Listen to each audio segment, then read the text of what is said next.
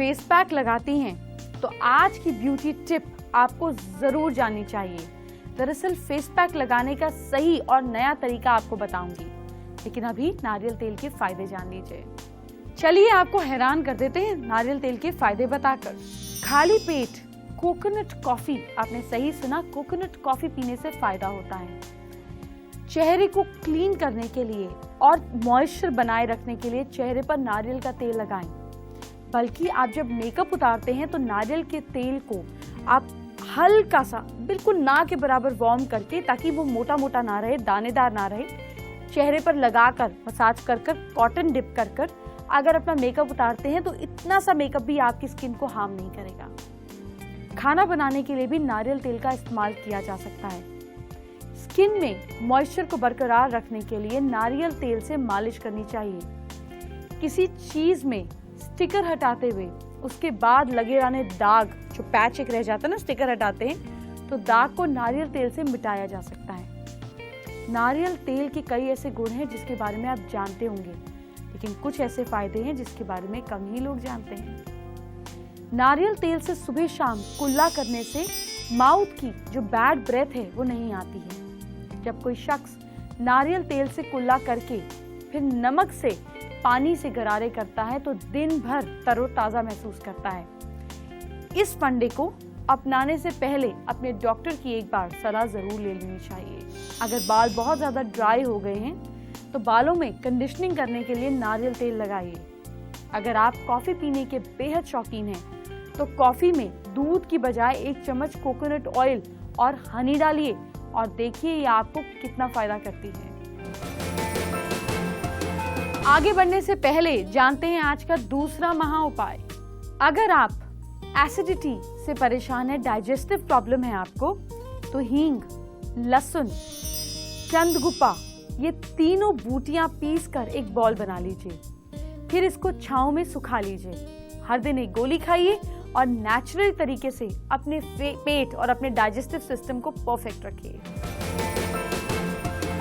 अगर मैं आपसे कहूं कि आपको शेविंग क्रीम खरीदने की जरूरत नहीं होगी तो आप सोचेंगे कि मैं दाढ़ी बढ़ाने के लिए कह रही हूँ। ऐसा नहीं है। मैं आपको वो तरीका बताने वाली हूँ जिससे आप घर पर ही शेविंग क्रीम तैयार कर सकते हैं। इस बारे में हम आगे बात करेंगे। पहले स्ट्रेस से बचाने वाली ट्रिक। सबसे पहले जब स्ट्रेस हो तो आप च्युइंगम चबाएं। अगली बार जब भी आपको महसूस हो कि आप स्ट्रेस के घेरे में आ रहे हैं तो जल्दी से एक च्युइंगम ले लीजिए और इसके रैपर को निकालकर आप च्युइंगम को मुंह में डाल लीजिए। रिसर्च के मुताबिक च्युइंगम में टेंशन कम करने के चांसेस होते हैं। ये आपके स्ट्रेस को कम करता है।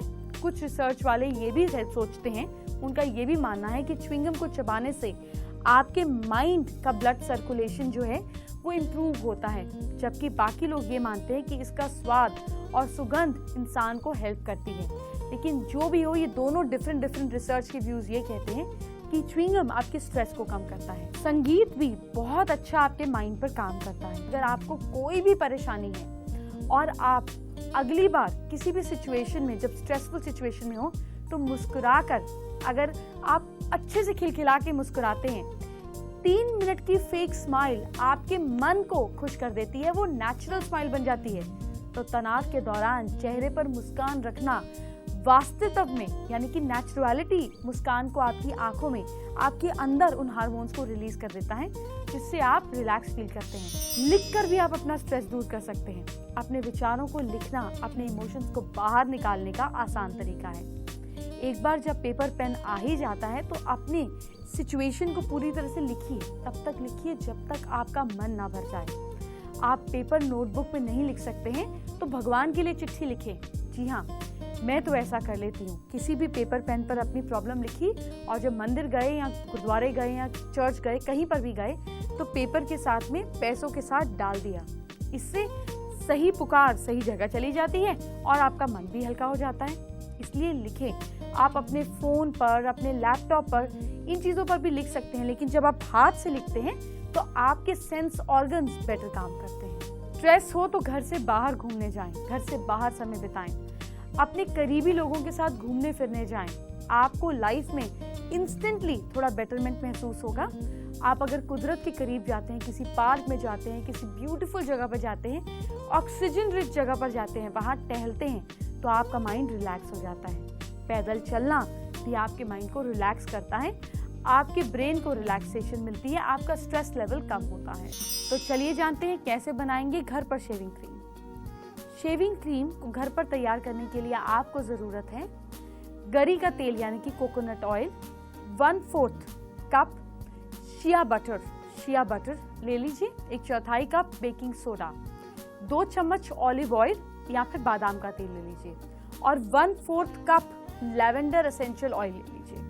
अब आपको क्या करना है, 10 ड्रॉप्स पेपरमिंट ऑयल बनाने के लिए भी लिख लीजिए, थोड़ा सा 10 ड्रॉप्स पेपरमिंट ऑयल। अब बनाना कैसे है, सबसे पहले शिया बटर और नारियल का तेल जो है इसको धीमी आंच पर पिघाल लीजिए। जब ये पिघल जाए तो आंच से उतार लें और उसमें ऑलिव ऑयल और लैवेंडर ऑयल मिला लीजिए।